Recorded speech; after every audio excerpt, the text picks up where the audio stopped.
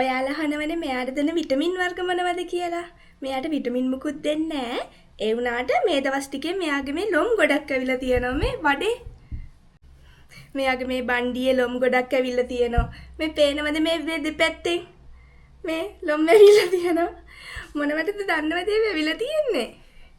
මෙන්න මේකට.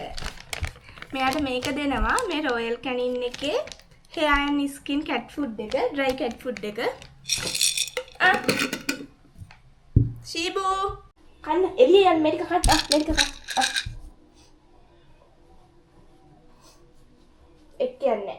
කැමරේටත් එක් යන්නේ හොඳ. A few moments later. දැන් පාවිච්චි කරන්න එක ළඟ ඕඩර් කරපු දෙවෙනි පැක් එක.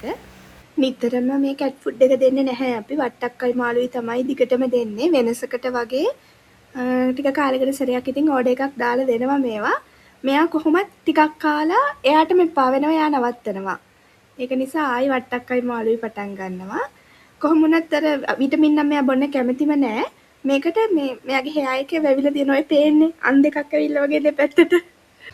මීට කලිනුත් සැරින් සැරේ මේක දීලා තියෙනවා. ඒ නිසා ඉතින් බය නැතුව ඕඩර් කරා කනවා කියලා දන්න නිසා. මෙයා හරියට කැම තෝරනවා. ඒකයි මේ මහත් වෙන්නේ නැත්තේ. පොඩි කාලේ ඉඳන් ඉතින් හොරතල් කරලා වැඩිකම තමයි ඉතින්. දැන් තමයි අපිටත් ඒක තේරෙන්නේ. ප්‍රොමෝෂනල් වීඩියෝ එකක් නෙවෙයි.